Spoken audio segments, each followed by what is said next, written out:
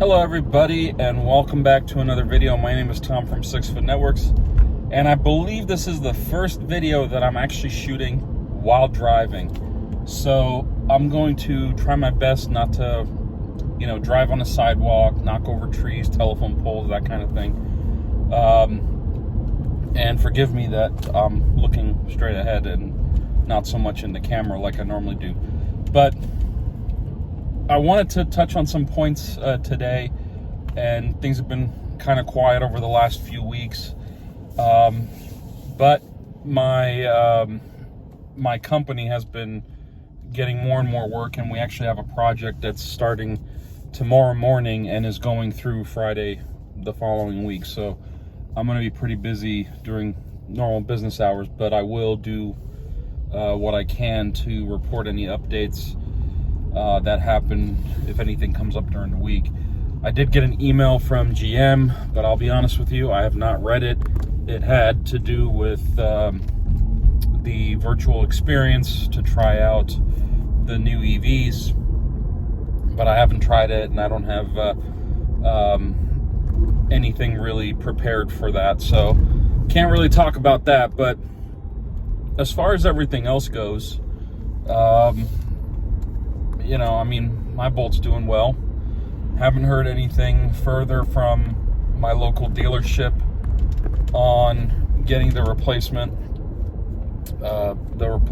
work done for the recall, and I still haven't gotten the software update too. So I think I'm pretty firm on that, because tomorrow, because of this project, I'm not going to have the ability to really fast charge during the day, and I'm going to have to be able to pull 200 miles for the next 6 days, so at least.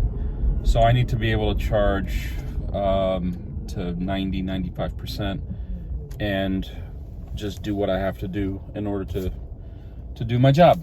So finally, I wanted to start thinking about replacing my wife's RAV4.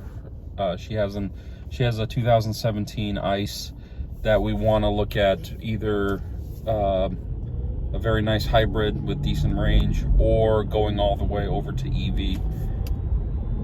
I'm telling you, right now is probably the worst time to buy anything, just because of how expensive everything is.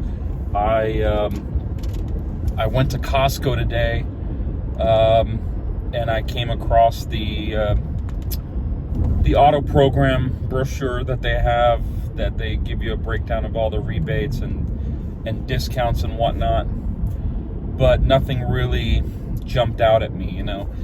If it weren't for the fact that the used car industry was so thin, and just vehicles as a whole, there's a lot of lots that are pretty empty, especially around these parts of Southern California, that it's really difficult to get, something reasonable. I was honestly holding out for kind of the idea that, Toyota makes a lot of hybrids. They obviously pioneered the Synergy drive, and I love the Highlander. The Toyota Highlander is great, and I wish that the Blazer EV that was coming out was more like an actual proper tall SUV. I mean, granted, the designs have changed for EVs just to make the vehicles more smaller and increase their ranges to make them more palatable for consumers, and that makes sense too. But just like pickup trucks are now being made into an electric vehicle, as well as the Hummer. I mean, granted, the Hummer's price tag I think starts at $110,000, and not too many people will be driving one of those on Main Street, USA. But what I'm thinking is something as versatile as a Highlander or even a RAV4 that was full on electric would be great. But I didn't see anything that Toyota was even considering switching those models to electric anytime soon. and I didn't do a lot of research into it. I might be wrong. There might be other things that are out there. You know, like I said, I'm not a deep diving expert on Toyotas at this moment. I had a pretty rough experience with my old Toyota that I had before my diesel Jetta, and it really soured my taste buds. However, I was in Pennsylvania in October, and during that time, during that week that we were gone, I actually rented I think it was a 2020 model Toyota Highlander, top of the line, which I think is their XLE model. I don't know if there's like limiteds or platinums.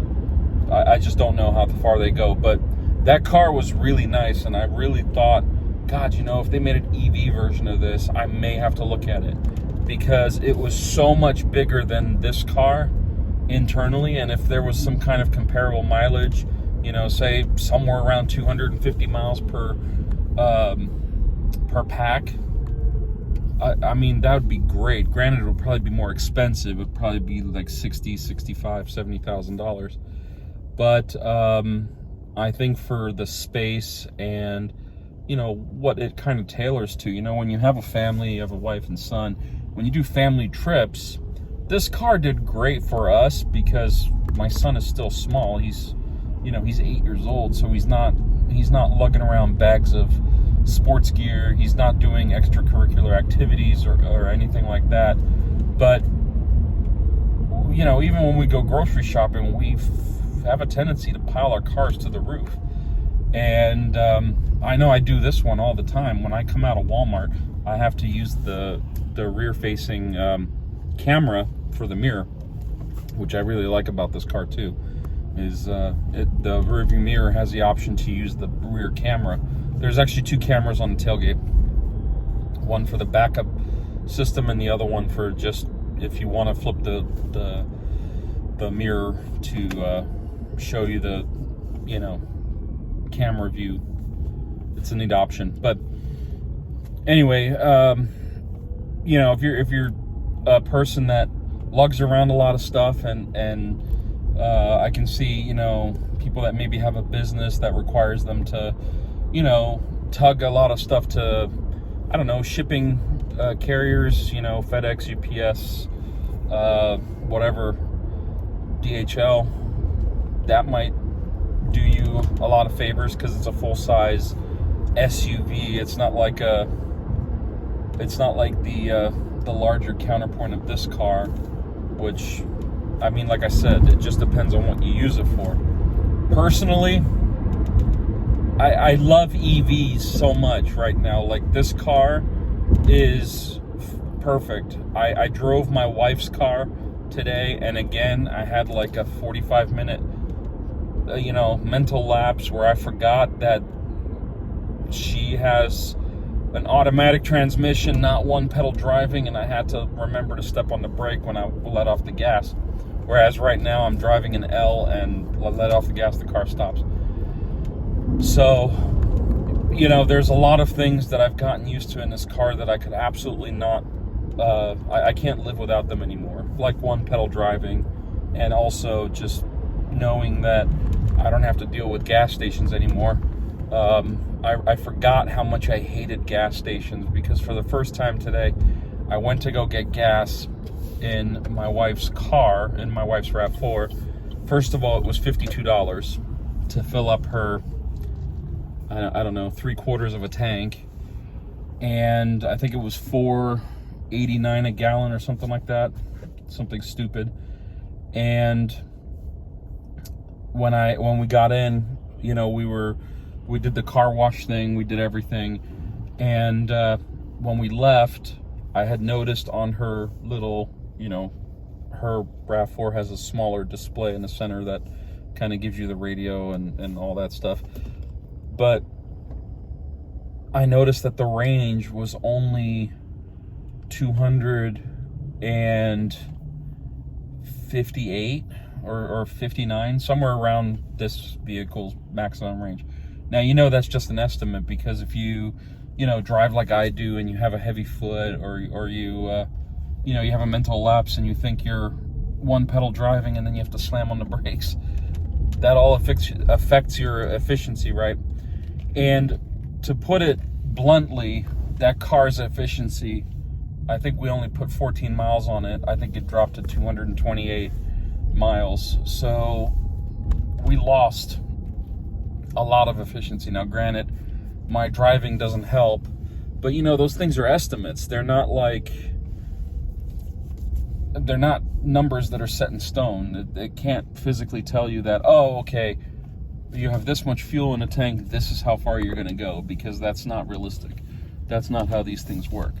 And to put it blindly, she can't get over 200 plus miles per tank. I've tried it. I had the same model, RAV4, and I tried to be a mileage whore about it, and it didn't matter. I couldn't do it. No matter what I did, I could never get it past like 195.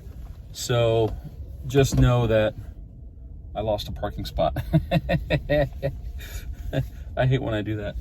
But, you know, even if you're trying to high mileage it, the odds are that you're going to just not meet that realistic estimate.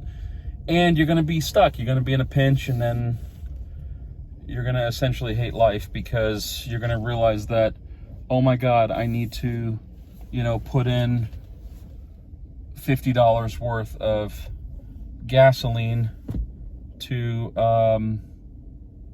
make it to the next stop, which in some ways is horrible. That was, for me, honestly, I think, what is $50 for me? Let's see if I can quickly do the math. I think that's five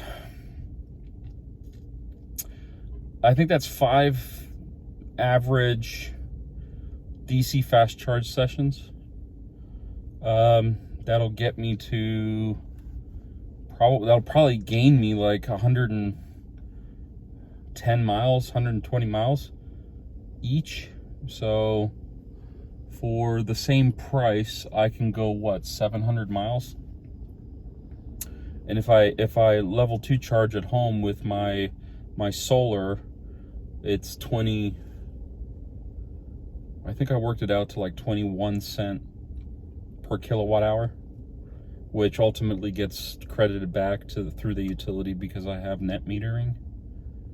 So you can see that it costs a lot of money to fill up an ICE vehicle, and you don't get very far. You know, we left, her needle was pegged above the F in the fuel gauge, and then by the time we did our, you know, Costco run and we washed the car and everything, we got home, it was already below the F, you know. So it is what it is, but there's obviously an argument to be made that, you know, and I think that argument should be more of just a bold statement, because you're now dealing with, I mean, it's apples to oranges comparison, but you're dealing with a money savings that you can't quantify until you've owned it for a while. So if you're new to EVs, or if you're considering EVs, you know, first of all, they're not as not user-friendly as in some ways they're made out to be. I've heard on different forums, not just YouTube, but social media and whatnot, I've heard people say that they're afraid of EVs because they feel like it's like driving a spaceship or the Jetsons mobile or something crazy. And I attribute it to just driving a semi-luxury vehicle, because it is a very nice car. I mean, this is a premier model, so it's got all the bells and whistles inside, even the little LED strip that's around the dash here, and the seats are nice, you know, and it has just, I mean, like I said, top of the line stuff. It has the better entertainment system and whatnot in here, the better speakers. But I attested to driving just a higher model of a normal vehicle, because this car can be driven like a normal vehicle. It's got 2 pedals. It's got an accelerator and it's got a brake. So as long as you know how to use those, you'll be able to drive this car. Steering wheel's in the same spot. It's right here. Gauges are in the same spot. Functions are in the same spot. It's got a shifter. So you know that, okay, if I put it in R, I'm going that way. If I put it in N, I'm not going anywhere, and so on and so forth. You know, so if you got that down, and if you got, if you've driven a car before, you can drive this car. Get in, put it in D, go. You know, it'll behave the same exact way. It'll creep when you let off the brake. It'll coast when you let off the accelerator when you're going down the road. Then you have to hit the brake to stop, blah, blah, blah. Rinse, repeat. You have the regen on demand to charge up the battery, to recoup some of that energy that you're putting out through the wheels. And then you can also put it in L to do one pedal driving. You don't have to use it, it's there. But if you use it and you find it useful, then maybe that's something that you can incorporate in your routine. So that's that. I don't really have anything else. I have to go inside. I'm here at the Valencia Town Center Mall. I have to get my computer. My 2018 model MacBook Pro decided to throw a hissy fit with the battery, and it stopped charging and stopped essentially working. And since I always have 2 computers with me wherever I go, essentially, I need my second computer back for tomorrow morning's project. So they were able to fix it a week early, which is great, because I had yesterday prepared another computer to take with me. But, oh, and in case you're wondering what this is, every single computer I own has a set of acrylic covers on it. And the reason I do this is because if you look at these are about as marred and scratched as you can get. But when you pull these off, and you know, Apple makes you pull this stuff off, you have essentially a brand new computer underneath it. So, and I like my stickers. So these are typically all the platforms that I work with, that I have worked with, even a photovoltaic system sticker that I got extras from when they installed the solar system on my roof. And then, you know, just the fun stuff, you know, the Code Father, or Will Code for root beer. It's one of my favorites. But anyway, that's all I got. I hope you guys have a great rest of the week and an even better weekend ahead. If you're here in LA, temperatures should be nice. So, you know, it might be time to get out of the house and maybe hit the beaches for a while. I don't know what we're doing. On Saturday, I'm working. Sunday is a quiet day. I guess it's just going to be maybe parks and some kind of recreation.